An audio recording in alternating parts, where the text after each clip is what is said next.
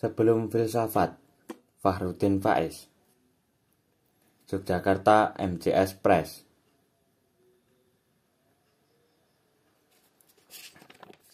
Prolog ke Sebelum Filsafat. Tidak semua orang suka teh ataupun kopi, begitupun terhadap filsafat.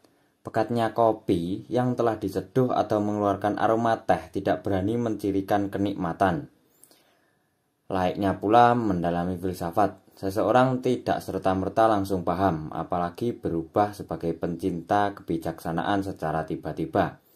Untuk sampai pada cinta kebijaksanaan sebagai arti kata philo dan sophia membutuhkan proses. Dan proses tersebut menapaki dunia filsafat, setidaknya tercermin pada isi buku ini.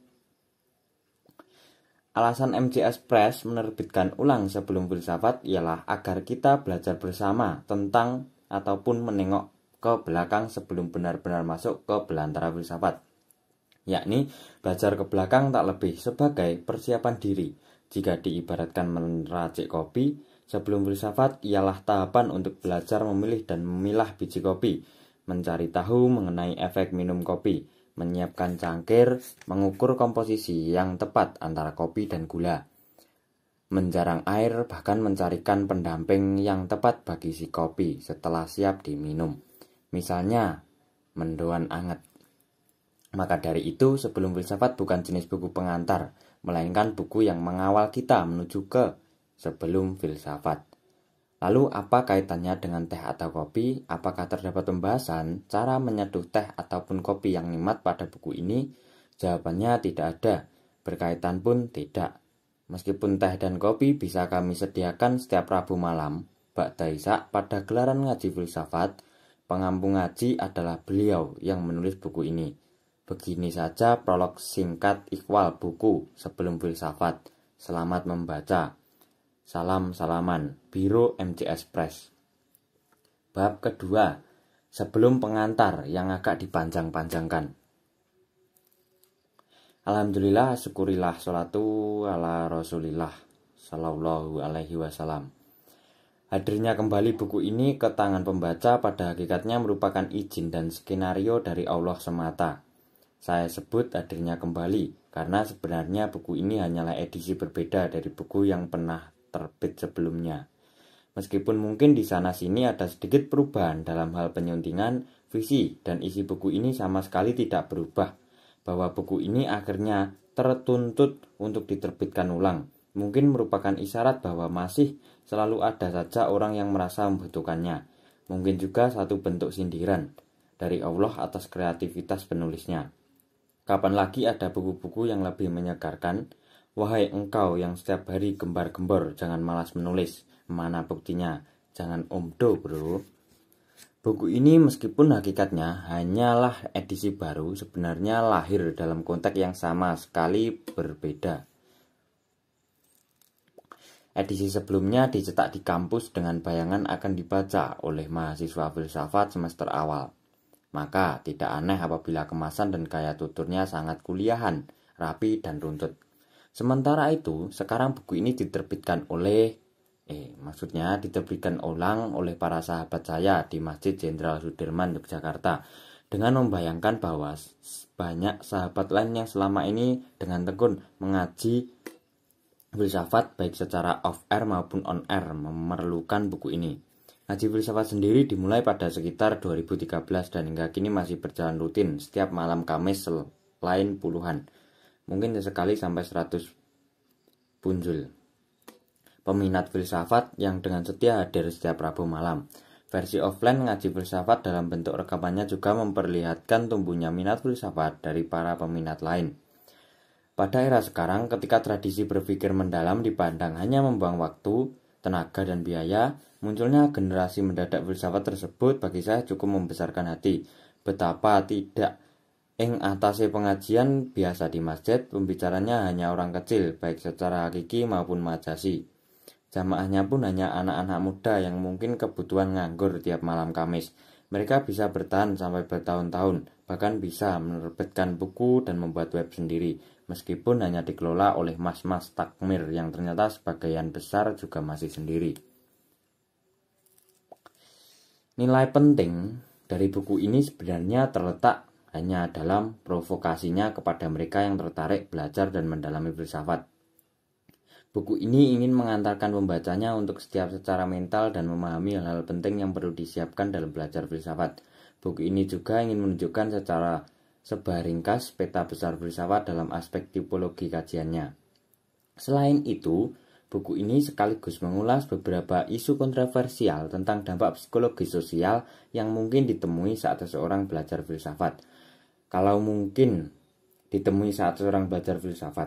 harus diringkas dalam satu kalimat, isi buku ini adalah sebentuk kalimat imbauan. Belajarlah filsafat, karena filsafat itu penting, baik, dan heboh. Bagi saya pribadi, filsafat dapat memperkaya hidup seseorang. Pertama-tama tidak hanya menambah wawasan dan pengetahuan, namun filsafat justru memunculkan kehausan untuk memperoleh pengetahuan dan kerendahan hati sebagai akibat dari lahirnya kesadaran bahwa ternyata diri ini sangat tidak tahu banyak hal. Apabila harus ditegaskan, selain membuahkan cara berpikir yang benar dan kritis, filsafat pada akhirnya membuahkan kebijaksanaan. Sebuah karakter yang merupakan gabungan dari ketinggian pengetahuan, ketepatan perilaku, dan kemaslahatan hasilnya.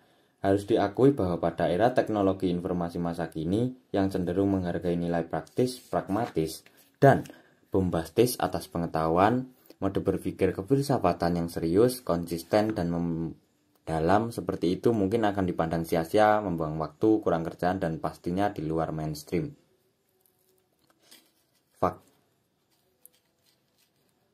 Halaman-halaman website resmi milik lembaga atau perusahaan tertentu biasanya menampilkan bagian FAQ yang merupakan kependekan dari Frequently Asked Question, pertanyaan yang sering diajukan. Selain berisi pertanyaan-pertanyaan yang paling sering diajukan, bagian tersebut sekaligus menyuguhkan jawaban sehubungan dengan produk maupun aktivitas lembaga atau perusahaan yang dimaksud. Oleh karena itu, untuk membuat pengantar ini sedikit panjang, izinkan saya membuat semacam FAQ tentang filsafat. Semacam FAQ ini berisi beberapa pertanyaan yang paling sering diajukan, khususnya sejauh pengalaman saya dari berbagai forum pengenalan filsafat, baik forum serius maupun semi-serius. Beberapa pertanyaan sengaja tidak saya tampilkan di sini karena sudah membahas panjang lebar di bagian dalam buku ini. Monggo ditengok sendiri. Ke-1, apakah filsafat itu? Pertanyaan ini terlihat sederhana, tetapi tidak mudah dijawab. Jalan paling mudah untuk menjawabnya adalah dengan menyatakan bahwa filsafat merupakan apa yang dilakukan oleh para filsuf, disusul dengan penunjukan karya-karya Plato, Aristoteles, Descartes, Hume, Kant, Russell, Wittgenstein, Sartre, dan para filsuf terkenal lain. Namun, definisi tersebut tampaknya terlalu mengerikan, khususnya bagi mereka yang baru saja tertarik dengan kata filsafat. Menyebut karya-karya para filsuf besar untuk menunjukkan bahwa itulah filsafat rasanya terlalu melangit bagi mereka yang berada di level pemula. Cara lain untuk menjawab pertanyaan tersebut sebagaimana dalam bagian besar buku pengantar filsafat adalah dengan mengatakan bahwa filsafat berasal dari bahasa Yunani, yaitu philo dan sophia, yang berarti cinta kebijaksanaan. Definisi tersebut sama mewahnya dengan definisi yang pertama, meskipun cukup mengena. Definisi tersebut menggambarkan betapa filsafat adalah disiplin yang sifatnya terlibat langsung secara mendalam. Karena mengandung kata cinta serta mengandung kebaikan praktis, tidak sekedar kebenaran teoritis sebagaimana terwakili oleh kata kebijaksanaan. Meskipun demikian, tetap harus diakui bahwa definisi tersebut masih terasa samar dan kabur sebagaimana definisi pertama. Filsafat pada hakikatnya adalah suatu aktivitas, satu jalan berpikir yang menuntun kejernihan, kedalaman, dan keluasan. Karakter utama filsafat adalah berpikir secara logis dengan dua melakukan aktivitas. Satu, mengajukan argumentasi baik untuk menemukan, menyusun, ataupun mengkritisi kebenaran. Serta yang kedua, menganalisis dan menegaskan kejelasan suatu konsep. Kata filsafat juga sering digunakan secara meluas dalam pengertian pandangan dunia seseorang atau prinsip-prinsip ideal yang digunakan seseorang memandu hidupnya. Pengertian tersebut mengasumsikan bahwa setiap orang memiliki seperangkat prinsip ideal yang digunakan dalam poros dalam berpikir, bertutur, dan berperilaku. Disinilah kemudian berlaku pepatah setiap orang adalah filsuf. Salah satu karakter paling menonjol dari para filsuf yang menjadi ciri kajian filsafat adalah kesediaan mereka untuk menguji dan mengkritisi kepercayaan, kebenaran, dan nilai-nilai yang oleh orang lain diterima begitu saja sebagai yang pasti benar. Mereka tidak ragu untuk menguji dasar dan argumentasi dari kepercayaan mereka, baik dalam ranah sosial, budaya, politik, maupun agama. Dalam kehidupan nyata, tidak banyak orang yang berani mengambil jalan filsafat. Banyak kebenaran yang diterima begitu saja. Sebagai contoh, hampir semua orang meyakini bahwa membunuh itu sesuatu yang salah. Namun, jarang ada orang yang mencoba mengurai keyakinan tersebut dengan bertanya, mengapa membunuh itu salah? Apa dasar pandangan bahwa membunuh itu salah? Apakah nilai salah dari membunuh itu sama dalam segala situasi? Bagaimana dengan membunuh untuk membela diri? Bagaimana dengan membunuh binatang? Apakah termasuk membunuh? Apakah yang dimaksud salah itu? Dari siapa sebenarnya penilaian salah tersebut? Dan sebagainya.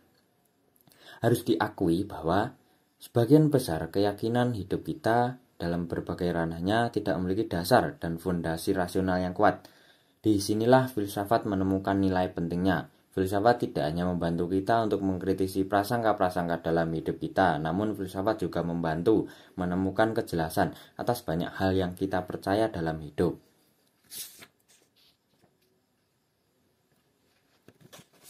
Kedua, mengapa orang belajar filsafat? Banyak orang menyatakan bahwa tidak ada gunanya belajar filsafat. Banyak pula orang menyatakan bahwa filsafat hanya menghabiskan waktu bermain kata-kata. Para filsuf tampaknya tidak pernah menyimpulkan apapun selain bermain kata dan tidak menyumbangkan apapun yang konkret bagi masyarakat. Para filsuf juga masih saja membahas problem-problem lama yang sudah dibahas bahkan sejak zaman Yunani kuno. Filsafat tampaknya tidak mengalami perubahan dan tidak menyumbangkan apapun sejak kelahirannya. Sebenarnya apa sih manfaat nyata dari filsafat itu? Yang pertama, menguji hidup. Salah satu alasan penting filsafat harus dipelajari adalah karena filsafat berhubungan dengan pertanyaan-pertanyaan fundamental tentang makna keberadaan kita di muka bumi sebagai manusia. Disadari atau tidak, setiap orang pasti pernah mengajukan pertanyaan eksistensial tentang keberadaannya sendiri. Mengapa kita di sini? Apakah tujuan dari hidup kita? Apa ukuran baik atau buruknya kehidupan kita? Kehidupan ini nyata, hanya ilusi atau mimpi? Mengapa begitu susah kehidupanku? Mengapa ada orang yang begitu jahatnya? Apakah yang dimaksud dengan kebaikan itu? Apa ukuran kehidupan yang baik itu? Benarkah manusia itu dua dimensi, ada sisi lahir dan ada sisi batinnya? Dan sebagainya. Mereka yang belajar filsafat merasa perlu menguji kehidupan dengan mempertanyakan pertanyaan semacam itu. Sang maha guru filsafat Socrates menyatakan, "An unekaminat life is not worth living." Hidup yang tidak teruji adalah hidup yang tidak berharga. Menjalani rutinitas hidup tanpa peduli prinsip-prinsip kehidupan yang mendasarinya ibarat naik kendaraan yang tidak pernah diservis. Mungkin saja sampai detik ini mesinnya masih bagus, remnya masih paten, dan jalannya masih kencang. Namun, tanpa dilakukan servis secara berkala, kita tidak akan tahu kapan tiba-tiba rem itu blong, mesin ngadat, atau jalannya menjadi berat. Demikian juga, prinsip-prinsip dan nilai-nilai yang saat ini kita yakini sebagai sesuatu yang benar, mungkin memang benar dan masih sangat relevan, serta cocok untuk hidup kita hingga hari ini. Namun, tanpa mengujinya sekali-kali, setidak mudah untuk memastikan kebenaran dan relevansinya seiring dengan berbagai dinamika hidup. Para filsuf adalah para pemberani yang tidak takut menguji dan senantiasa menelaah ulang kebenaran-kebenaran hidup yang mereka yakini selama ini. Oleh sebab itulah pada akhirnya mereka menemukan kebenaran-kebenaran yang lebih dalam atau semakin kuat atas keyakinan mereka pada kebenaran lama setelah melalui proses pengujian. Di sisi lain, sangat banyak orang yang merasa nyaman dengan kondisi lama, bersama berbagai kebenaran lama yang sifatnya hanya praanggapan karena belum diuji. 2. Belajar berpikir. Alasan lain mengapa harus belajar filsafat adalah kebutuhan dasar kita untuk berpikir yang tepat, benar, dan valid dalam hidup. Kemampuan berpikir filosofis memiliki kegunaan yang luar biasa dalam berbagai situasi. Hal itu disebabkan dalam hampir semua aspek kehidupan, kita dituntut untuk mengambil keputusan, memilih, merumuskan, atau mencari dasar terbaik dari berbagai kemungkinan hidup yang ingin kita wujudkan. Filsafat dibutuhkan di setiap bidang kehidupan yang membutuhkan kemampuan berpikir jernih, kritis, inovatif, evaluatif, reflektif, dan konsultatif, analitis, dan sejenisnya. Tidak mengherankan apabila kemudian mereka yang memiliki keahlian filsafat bisa masuk ke berbagai lahan pekerjaan, seperti hukum, programmer komputer, konsultan, manajemen, layanan sosial, jurnalis, sastrawan, pembuat film, penulis, akademisi, dan berbagai bidang lainnya. Dan yang ketiga, yaitu menyenangkan dan menantang. Salah satu alasan yang sering diutarakan oleh para pengkaji filsafat adalah belajar filsafat itu menyenangkan dan menantang. Filsafat ibarat permainan puzzle yang membutuhkan ketekunan, kesabaran, ketelitian, hingga pada akhirnya saat sampai pada kesimpulan dan kebenaran akan terasa begitu menyenangkan. Filsafat juga menantang serta menguji nyali dan keberanian kita untuk mempertanyakan kehidupan kita sendiri. Momen-momen terbukanya